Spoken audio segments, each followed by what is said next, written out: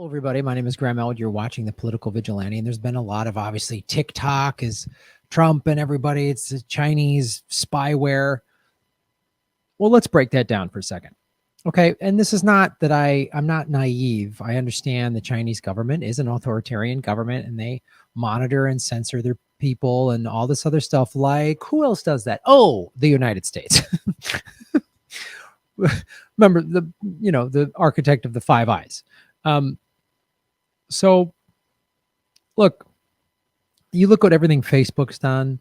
You look at all that, like, oh, put your face in there. That was Facebook working with the CIA to get facial recognition software. So that's what they were trying to do, get recognizing everybody's face.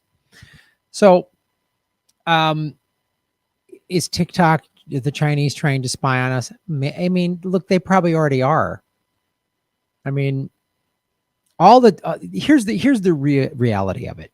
Social media, like American social media, is used by the American intelligence community to monitor the people.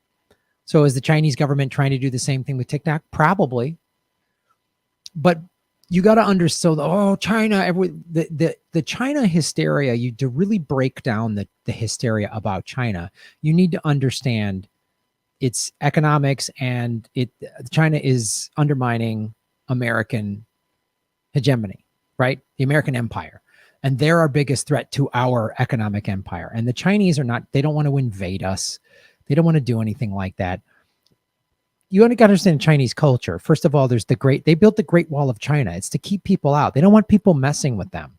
They just want to make money. And that's why in Africa, they're spending all of this money.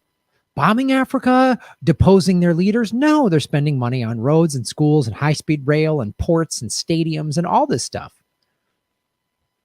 Because they see Africa as an emerging market. They just want the world to buy all their stuff, right? And again, not excusing, oh my God, we talk about Tiananmen Square. That was a powerful moment. What was powerful about that? A man with no weapon stood in front of a tank. Nonviolent resistance. He stood in front of a tank. And it was the Chinese government trying to clamp down. And our government clamps down. Look what we did at Standing Rock. Look what's happening in the streets right now. Portland, Minnesota, Milwaukee, Kenosha. Look at what's happening right now in this country. If China was doing that to their citizens, people would be flipping out. So be scared of big bad China is ridiculous. Be scared of big bad America. Be scared of living in America.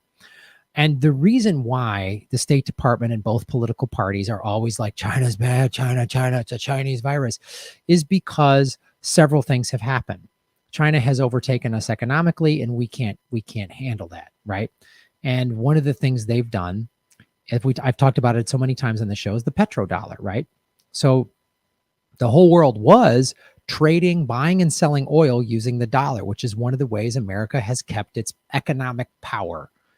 It does it with its military, but it also does it with the petrodollar and the use of the dollar. So a year or so ago, the Chinese said they got rid of that and started buying and selling oil on the Petro-Yuan. And they started buying oil from Russia. They built another pipeline last year between Russia and China.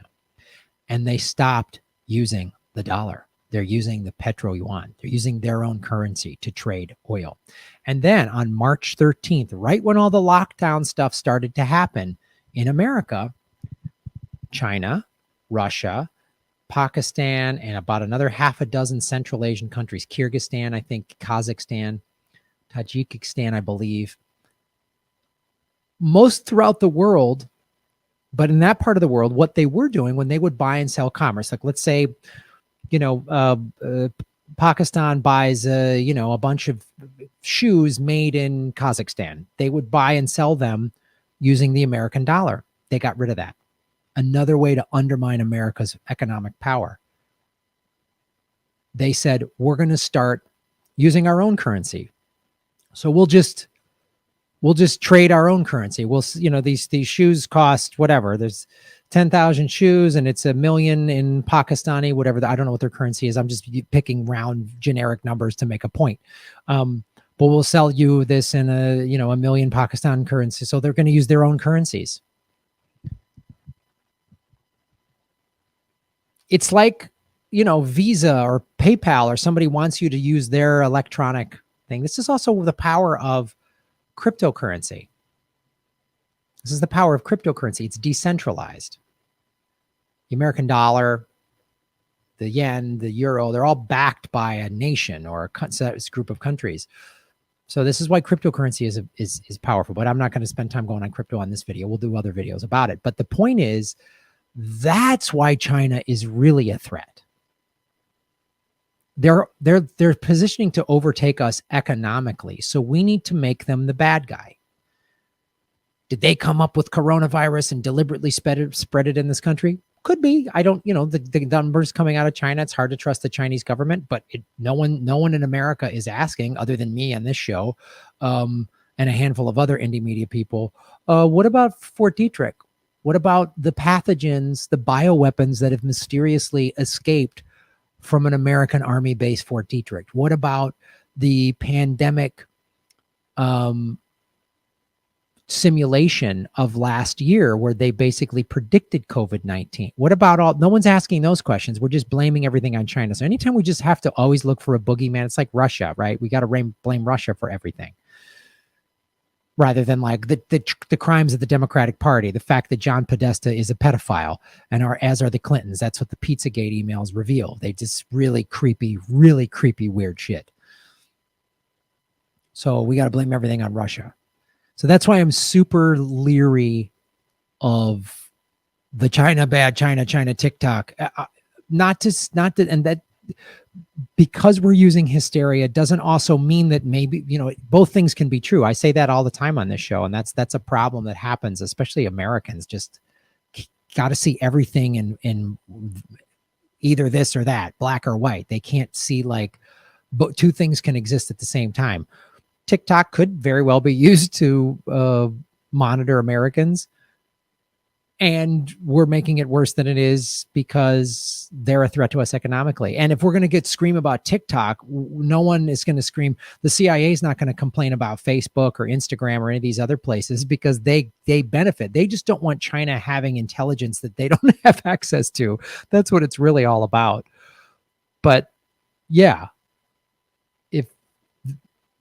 and China doesn't allow you to use Twitter and Facebook in China. Now, I've been to China, they just get a VPN and they, can get any website they want. And everybody in China is doing that. It's a workaround. But so that's my answer to that, Matt S.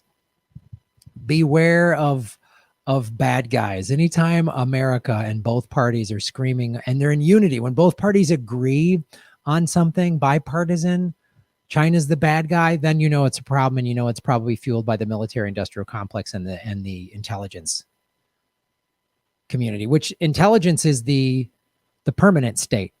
They're always there. There's no election. They don't get voted in or out. They're always there. And you really see how ridiculous the two-party system is. And when John Kennedy said we need to smash the CIA up into 1,000 pieces and scatter it into the wind, it makes sense as to why a bullet defied physics and shot him. Shave your knuckles for justice. What about Tibet? Well, that's a valid thing. Again, get back to the China thing. I'm glad you brought up Tibet. Yes, they've mishandled Tibet. I'm not excusing any of this. This is what I get a little annoyed at. I'm not saying you're necessarily doing that. Tibet is a valid thing to bring up. And at no time have I said, oh, China's great. They're this peace-loving, everybody loves them. I said at the top of this, they're authoritarian and they've done a lot of things, Tibet being one of them. Thank you for bringing that up. But that doesn't then excuse the real motives behind the American State Department.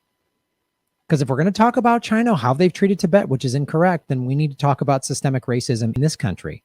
We need to talk about how we've treated Native Americans in this country and black people. And we need to let's talk about that. Oh, we don't want to talk about that. So I'm just tired of America pointing its finger at anybody about any sort of civil rights abuses or illegal land grabs or anything like that. I just, look up the bayonet revolution about Hawaii. Hawaii was a sovereign land. The royal family owned it. It was royal. And then in the 1800s, Queen Kapiolani, I believe, if I'm pronouncing that correctly, they forced her to stay in the palace and then forced her to sign a document making Hawaii a territory of the United States. So that's how America's been operating for a long time. So we really have no leg to stand on. I don't like what happened to what the Chinese have done to Tibet. I don't like what they've done. The Dalai Lama is in exile in India, and they saw Buddhism as a threat to them, and they've really tried to undermine Buddhism and control it and all these things I don't like. I'm a Buddhist. I don't like that at all. It just, governments are inherently evil. They don't help their citizens. They repress them in one way or another. And the most evil of them all is America. That's everything I said is not excusing anything China's done, but it's just like, it's like a heroin addict telling you drink too much. And maybe the person does drink too much. Maybe they do have a drinking problem. I tell you what, why don't you stop shooting junk into your arms there, Skag Friend, before you tell me I need to stop drinking. So that's my opinion on that. Great question, Matt. Thanks. You always ask great questions, dude. You really bring a lot of great discussions to this show and debates and everything. I really appreciate that you do that. Hey everyone, great ways to support the show are go to patreon.com/Graham Elwood, where you get bonus content for as little as $2 a month, or rockfin.com/Graham Elwood, a blockchain cryptocurrency platform.